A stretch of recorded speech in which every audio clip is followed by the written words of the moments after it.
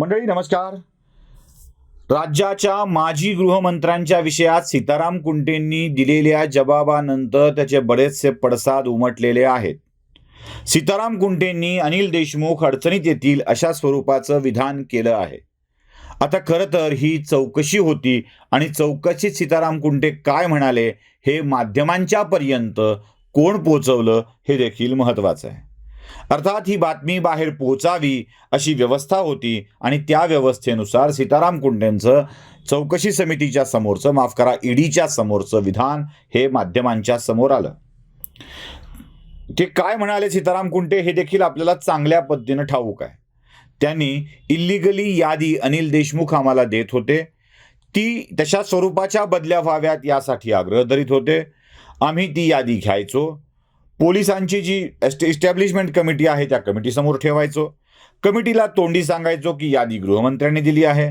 मग कमिटी त्या यादीला अप्रुव्हल द्यायची, त्याप्रमाणे पदस्थापना दिली जायची, त्याप्रमाणे बदल्या केल्या जायच्या, असं सीताराम कुंटेंनी स्पष्टपणे सांगितलेलं आहे. यात अनेक प्रश्न आहेत. म्हणजे हा विषय आपला बोलून झालाय, मला हा विषय बोलायचा नाही आहे, दुसरा विषय आहे. सीताराम कुंटेंच्या बाबत काही प्रश्न माझ्या मित्रांनीही मला विचारले आणि काही चांगल्या लोकांनीही विचारले.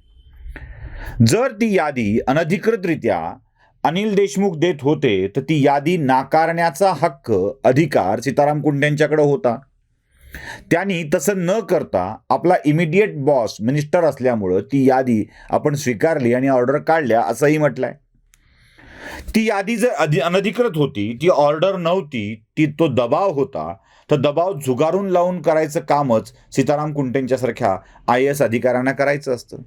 अशा स्वरूपाचा राजकीय सामाजिक दबाव झुगारून योग्य ते काम करण्याचं ट्रेनिंग तर IAS अधिकाऱ्यांना मसुरीमध्ये दिलं जातं. या मूलभूत ट्रेनिंगला आणि एवढ्या अनुभवाला बाजूला सारून सीताराम कुंटे अनिल देशमुखांच्या दबावात कसे बळी पडत होते हाच एक महत्त्वाचा प्रश्न आहे. बरं, अनिल देशमुख हे दबाव टाकत होते ही गोष्ट फक्त आत्ताच घडली आहे असं नाही, ही याआधीही घडलंय. अनिल देशमुख हे पार्ट्या बदलून मंत्री होत आलेले आहेत. युती सरकारच्या काळात देखील अपक्ष असताना अनिल देशमुख युती सरकारमध्ये सहभागी होते. त्या काळापासून आजपर्यंत अनिल देशमुख कुठल्या ना कुठल्या खात्याचे मंत्री राहत आलेले आहेत. अनिल देशमुख ज्या काळामध्ये अबकारी खात्याचे मंत्री होते, राज्य उत्पादन शुल्क अशा विभागाचे मंत्री होते, तेव्हा देखील असाच प्रकार घडायचा अशी माहिती एका निवृत्त अधिकाऱ्याने दिली आहे. ज्या वेळेला ते राज्य उत्पादन शुल्कचे मंत्री होते तेव्हा ते अधिकारी त्यांच्याच खात्यामध्ये सेक्रेटरी म्हणून काम करत होते. बरं, या प्रकाराला आत्ताही एक पुरावा उपलब्ध आहे. ते अधिकारी निवृत्त होऊन आता विदेशात निघून गेलेले आहेत, पण ते जे सांगत होते ते खूप गंभीर आहे. म्हणजे अनिल देशमुख अशा स्वरूपाच्या बदल्या करून घेण्याचं काम सातत्यानं करत होते. ज्या काळात ते राज्य उत्पादन शुल्क विभागाचे मंत्री होते तेव्हा त्यांचं निवासस्थान मंत्रालयाच्या समोरच्या अ ब क जे बंगले आहेत, ज्याचं आता वेगवेगळ्या गडांची नावं देण्यात आलेली आहेत. एकही गडाचं नाव सज्जनगड दिलं नाही हे आश्चर्य आहे. म्हणजे हा कॉन्फिडन्स आहे.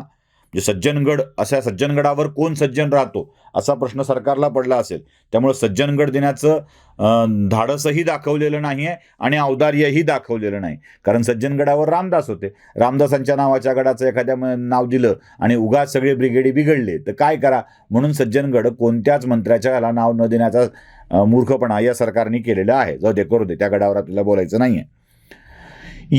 याच एका बंगल्यामध्ये अनिल देशमुखांचा वावर होता. आता यावेळी अनिल देशमुख आपल्या सवयीप्रमाणे अशा याद्या काढून अधिकाऱ्यांच्याकडे पाठवायचे, जशी सीताराम कुंटेंच्याकडे पाठवली.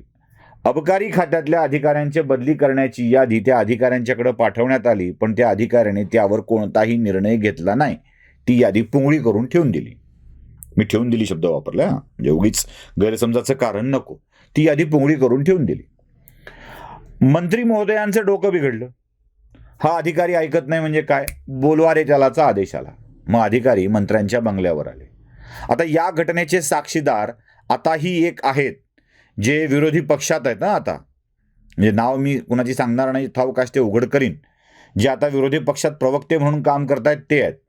त्यावेळेला ते मंत्र्यांच्या जवळचे होते, कारण मंत्री आधी विरोधी पक्षात, म्हणजे मंत्री आधी युती सरकारमध्ये मंत्री होते, त्यामुळं त्यांचं सख्य जुळलं आणि ते यांच्या खाजगी सहाय्यकाचं काम करत होते. त्यावेळी यांनी मंत्र्यांनी ऑर्डर केली की मी जी यादी दिली आहे त्याप्रमाणे ऑर्डर काढायची. अधिकाऱ्यानं स्पष्ट नाही म्हणून सांगितलं. मग मंत्र्यांनी आपला इंगा दाखवायला सुरुवात केली. आवाज वाढलेला होता, जोरदार होता आणि या जोरदार आवाजाला देखील तो अधिकारी गुमानला नाही. तेव्हा तिथं उभ्या असलेल्या एका खाजगी सहाय्यकानं सरळ जाऊन त्या अधिकाऱ्याचं गचोरं पकडलं आणि तुला बघून घेऊ अशी धमकी दिली. अधिकारी जरासे सटपटले, पण त्यांनी ऑर्डर काढली नाही. ते सरळ उठले आणि मंत्रालयात गेले, थेट 6व्या मजल्यावर माननीय मुख्यमंत्र्यांच्या दालनात. त्यावेळेला विलासराव देशमुख मुख्यमंत्री होते.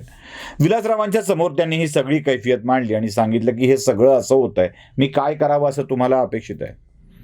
विलासरावांनी आपल्या नेहमीच्या सवयीप्रमाणे एक साधा सरळ सल्ला दिला.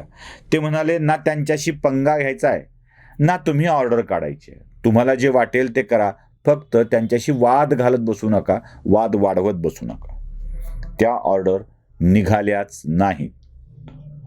राज्य उत्पादन शुल्क विभागातला एक अधिकारी असं धाडसाचं काम करून मंत्र्यांनी सांगितलेल्या अनधिकृत बदल्या करणार नसेल तर तसंच धाडस सीताराम कुंटे यांनी का दाखवलं नाही, हाही प्रश्न आमच्या समोर पडतो.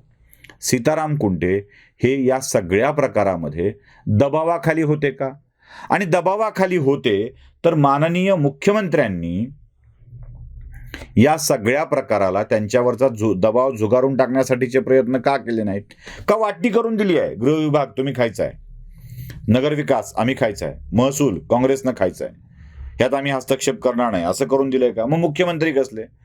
ज्या मुख्यमंत्र्यांनी या सीताराम कुंटेंना त्या पदानंतर राज्याच्या मुख्य सचिवपदी बसवलं, दबाव झुगारू न शकणाऱ्या अधिकाऱ्याला मुख्य सचिवपदी बसवलं.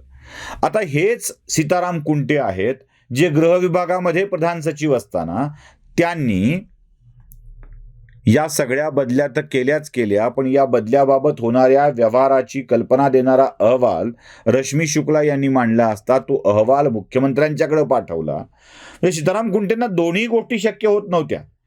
म्हणजे मंत्र्याला नाही म्हणता येत नव्हतं, जे होतंय ते बघता येणंही शक्य नव्हतं. अशा स्वरूपाचं हे सगळं काम आहे का, असाही प्रश्न पडतो. अनिल देशमुखांच्या सोबत निवृत्त झालेल्या राज्य उत्पादन शुल्क विभागाच्या अधिकाऱ्यांनी जे कृत्य केलं तसंच कृत्य सीताराम कुंटे यांनी करणं अपेक्षित होतं, एवढंच आम्हाला या निमित्तानं वाटतंय. नमस्कार.